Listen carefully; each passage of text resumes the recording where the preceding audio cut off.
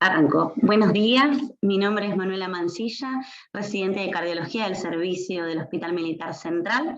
En el día de la fecha les voy a presentar el estudio AVATAR, que es un estudio que compara el tratamiento invasivo precoz en enfermos con estenosis aórtica severa asintomática con función preservada versus tratamiento conservador. Este estudio se ha presentado recientemente en el Congreso de la AJA 2021.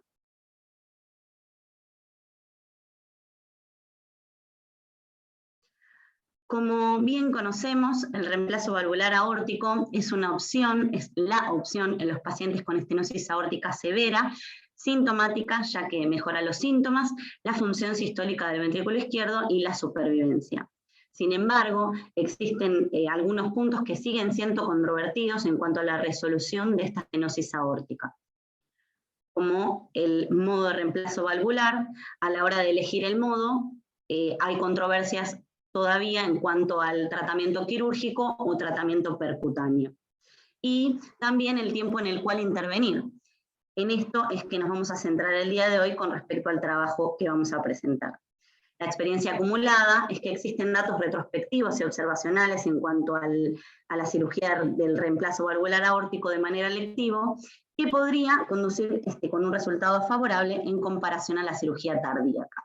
Hay un ensayo que es el RECOVERY, que es el más reciente, que es un estudio aleatorizado que proporcionó el primer apoyo hacia la cirugía temprana, pero en un subgrupo muy selectivo, que eran pacientes con estenosis aórtica severa, en el cual el 30% presentaban anatomía bicúspide, eran estenosis aórticas tendiente a ser críticas, con una velocidad mayor a 4,5 metros por segundo, y no fue estricta la realización por protocolo de pruebas de esfuerzo. Además que fue en un solo país. Por lo tanto, el objetivo de este estudio, el AVATAR, es determinar la eficacia y la seguridad del reemplazo valvular aórtico en etapas tempranas en estos pacientes con estenosis aórtica severa, asintomática y con fe preservada. En cuanto a la tradición, digamos la evolución habitual y natural de la estenosis aórtica, sabemos que los pacientes a los 2 años, el 30% van a desarrollar síntomas. Y además, a los 5 años, 2/3 de estos pacientes van a desarrollar síntomas. El tema es que la estrategia de seguimiento estrecho sigue siendo favorecida porque los pacientes tienen bajo riesgo de muerte súbita que no es precedida por síntomas, es igual al 1% por año.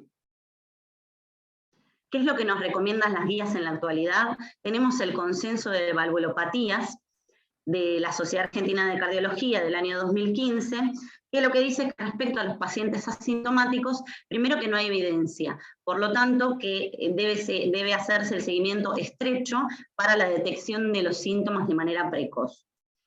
Ellos describen los predictores de evolución desfavorables en cuanto al paciente asintomático. Estos se dividen en criterios mayores y menores. Los mayores son la calcificación valvular, el área, la velocidad, la progresión de los gradientes y las pruebas de esfuerzo anormales y concomitantemente tener enfermedad coronaria. Los criterios menores, algunos son la hipertrofia ventricular o la reducción del área. ¿Qué es lo que dicen las guías del mundo? La guía europea del año 2017 sobre el tratamiento de las valvulopatías indica en los pacientes asintomáticos en clase 1 de recomendación, en los pacientes asintomáticos, pero con deterioro de la función ventricular. Y también como recomendación de clase 1, lo hace en los pacientes asintomáticos, pero con resultados de prueba de esfuerzo anormales, a diferencia de los pacientes asintomáticos con función conservada, que todavía no tiene una indicación consensuada. Respecto de la AJA 2017, prácticamente igual a la guía europea. Y la última guía, lo que diferenció es el nivel de evidencia. En cuanto a los pacientes asintomáticos con FEI deteriorada, la clase sigue siendo de recomendación 1, pero el nivel de evidencia ha subido un nivel, es clase de nivel de evidencia B.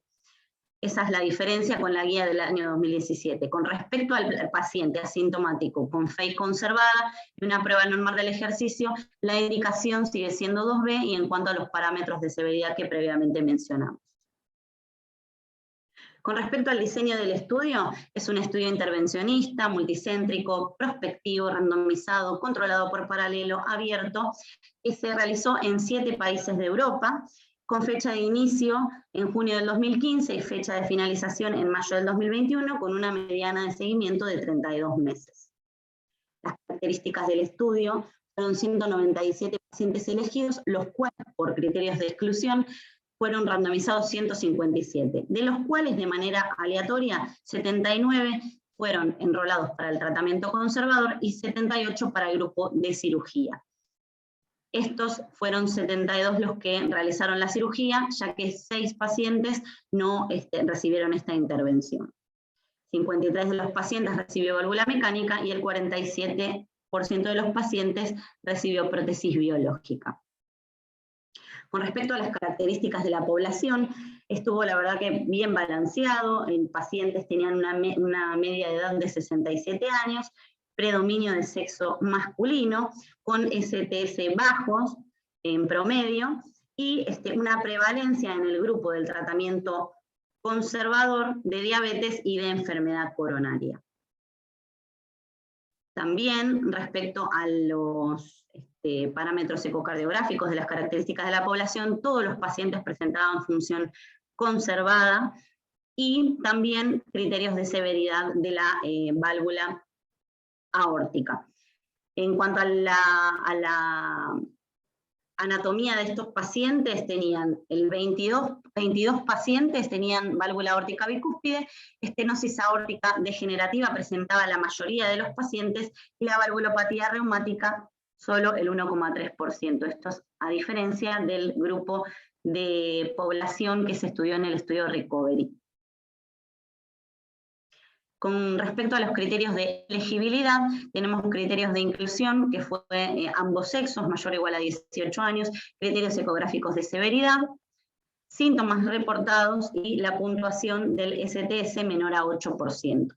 Con respecto a los criterios de exclusión, las mujeres embarazadas, tener alguna condición mental, prueba de esfuerzo positivo, FEI deteriorada, estenosis aórtica crítica, enfermedad significativa de otras válvulas, infarto o miocardio reciente, reemplazo de la raíz de aorta o de la aorta ascendente en pacientes asintomáticos, previo alguna cirugía cardíaca, tanto de revascularización miocárdica o cualquier cirugía de otras válvulas, deterioro de la función renal, hipertensión pulmonar en reposo, hipertensión arterial no controlada, esperanza de vida reducida y diabetes mellitus no controlada, además de EPOC y fibrilación auricular permanente o paroxística.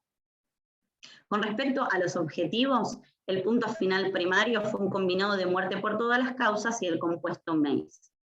Además, los puntos finales secundarios fue mortalidad intrahospitalaria y operatoria a los 30 días, repetir la cirugía valvular aórtica en pacientes operados en ambos grupos, hemorragia mayor, complicaciones tromboembólicas, eventos cardiovasculares adversos importantes repetidos y como resultados lo que vamos a evidenciar, esto son la cantidad de eventos que hubo en total con respecto al punto final primario. En cuanto a la cantidad de eventos totales, fueron 39, 13 del grupo de la cirugía precoz y 26 del grupo conservador. Esto evidenciándose en la curva de Kaplan-Meier. Con respecto a lo que es el MACE, es significativa en cuanto a la incidencia de esta variable principal.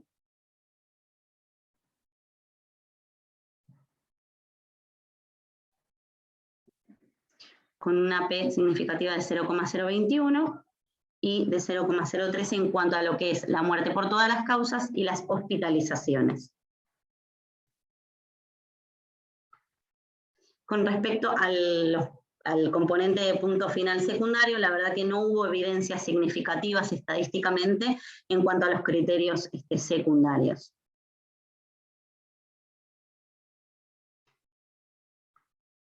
Esta tabla es a modo de resumen para que vean que realmente fue significativo en cuanto al objetivo primario, a diferencia del objetivo secundario, los objetivos secundarios. Esta tabla es una tabla muy importante porque los pacientes que estaban en la rama del tratamiento conservador, a lo largo del seguimiento hubo un alto porcentaje que terminaron en cirugía de reemplazo valvular aórtico. Con respecto a las limitaciones del estudio, el ensayo no alcanzó el tamaño de muestra preespecificado, muy difícil el reclutamiento en pacientes donde van a potencialmente someterse a una cirugía a corazón abierto, en ausencia de recomendaciones fuertes en las guías. La prueba, el diseño y la definición de la estenosis aórtica sintomática severa fue basada en la guía europea del año 2012, y que su curso ha sido afectado por la pandemia COVID-19. Esto ha provocado retrasos en las cirugías de algunos de los pacientes asignados al azar. La enfermedad de las arterias coronarias o cirugías que iban concomitantemente no se excluyeron, y esto podría haber afectado el seguimiento clínico de los pacientes. Con respecto a las conclusiones, los resultados de este ensayo sugieren la cirugía precoz, que podría reducir el riesgo del MEIS y la mortalidad en comparación con un enfoque del tratamiento conservador en estos pacientes con estenosis aórtica asintomática severa y función sistólica normal. Esto proporciona un apoyo preliminar en lo que es la cirugía de reemplazo valvular aórtico de manera temprana, una vez que la estenosis aórtica es severa, independientemente de los síntomas. Muchas gracias.